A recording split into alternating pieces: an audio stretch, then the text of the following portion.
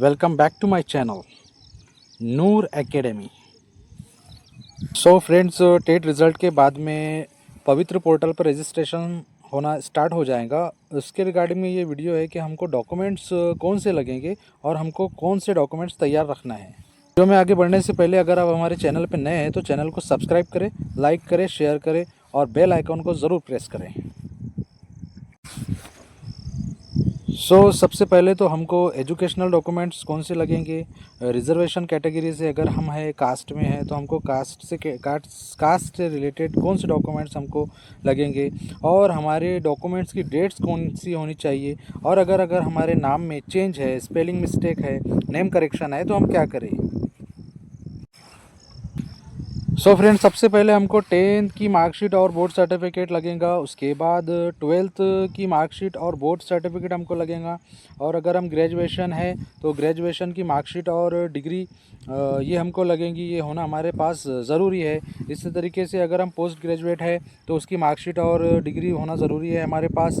और अगर हमने 1 से 5 के लिए ये पेपर पवित्र पोर्टल में रजिस्ट्रेशन किया है 1 से 5 के लिए अगर, तो D.Ed, D.LEd, DTED की मार्कशीट और उसका जो है सर्टिफिकेट हमको हमारे पास होना बहुत ज़रूरी है। इसी तरीके से अगर हमने 12th के लिए 9 to 12 के लिए अप्लाई किया है तो B.Ed, B.LEd, B.Sc, B.Ped marksheet और उसकी डिग्री होना हमारे पास में ज़रूरी है। इसी तरीके से MSci computer certificate, MSc IT का सर्टिफिकेट कंपलसरी नहीं है। अगर हमारे पास में है तो बहुत अच्छी बात है।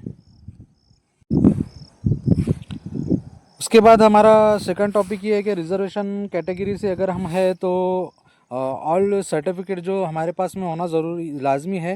उसमें डोमिसाइल सर्टिफिकेट महाराष्ट्र का होना ज़रूरी है। उसके बाद में कास्ट सर्टिफिकेट हमारे पास में होना ज़रूरी है। उसी तरीके से कास्ट सर्टिफिकेट के बाद नॉन क्रीमिलियर NCL हमारे पास में होना ज़रूरी है। ये किसके लिए कंपलसरी है, देखिए कि OBC, NTD, BC, VJ, SBC, SE, BC ये कास्ट के लिए ये कंपलसरी है। ओपन, ST, SC, EWS इनके लिए ये कंपलसरी नहीं है। इसी तरीके से कास्ट वैलिडिटी जो है ज्वाइनिंग के बाद में हमको उसका 6 महीने का टाइम मिलता है।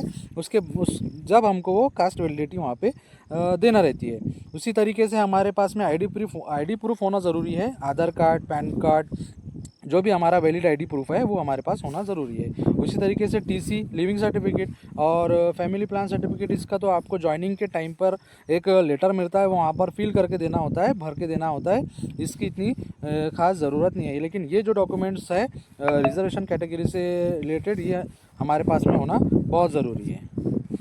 इसी तरीके से समांतर आरक्षण, इसी तरीके से समांतर आरक्षण कागज पत्र यानी कि महिला आरक्षण सर्टिफिकेट होना हमारे पास में ज़रूरी है। अगर महिला आरक्षण में आपने फॉर्म फिल किया है तो OBC, NT, DBC, VJ, SBC, SE, BC इनके लिए ये महिला आरक्षण कंपलसरी है।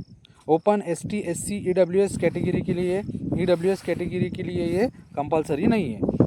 इसी तरीके से माजी सैनिक अगर है तो प्रमाण पत्र हमारे पास में होना ज़रूरी है, इसका सर्टिफिकेट। उसी तरीके से पदवीधर अंशकालीन प्रमाण पत्र हमारे पास में होना, ये सर्टिफिकेट होना हमारे पास में ज़रूरी है। प्रकल्पग्रस्त है अगर तो इसका सर्टिफिकेट हमारे पास में होना ज़रूरी है। भूकंपग्रस्त है अगर तो इसका सर्टिफिकेट होना ज़रूरी है। दिव्यांग प्रमाण पत्र किमान 40% अगर दिव्यांगता है तो उसका भी सर्टिफिकेट हमारे पास में होना ज़रूरी है। अनाथ है, आत्महत्या पाल्या है, इसका भी प्रमाण पत्र होना हमारे पास में ज़रूरी है। और स्पोर्ट्स सर्टिफिकेट, खिलाड़ू है अगर तो हमारे पास में स्पोर्ट्स सर्टिफिकेट भी होना ज़रूरी है। इसी तरीके CTET, महाटेट सर्टिफिकेट होना हमारे पास में ज़रूरी है। इसमें सबसे पहले महाटेट सर्टिफिकेट होना हमारे पास में ज़रूरी है। उसके बाद में CTET का, सेंट्रल गवर्नमेंट की जो टीचर एलिजिबिलिटी टेस्ट होता है, उसका सर्टिफिकेट होना हमारे पास में ज़रूरी है। उसी तरीके से महाटेट मार्कशीट होना हमारे पास में ज़रूरी है। इसके बाद में नेम करेक्शन, अगर नेम करेक्शन है, हमारे नाम में करेक्शन है, शादी के बाद किसी महिला के नाम में करेक्शन है और अगर हमारे नाम में स्पेलिंग मिस्टेक है, अगर शादी के बाद में हमारे नेम में करेक्शन है तो आप जो है मैरिज सर्टिफिकेट बना के रखिए आपके पास में। उसी तरीके से आप नाम का करेक्शन करके रखिए आपके पास में। अगर हमारे डॉक्यूमेंट्स में स्पेलिंग मिस्टेक है, नेम करेक्शन है, तो उसका सबसे बड़ा इलाज ये है हमारे पास में कि हमने जो है राजपत्र बना लेना चाहिए। अगर हम राजपत्र बना लेंगे तो हमको कोई डिफ़िकल्टी नहीं जाएंगी वेरिफिकेशन के टाइम। तो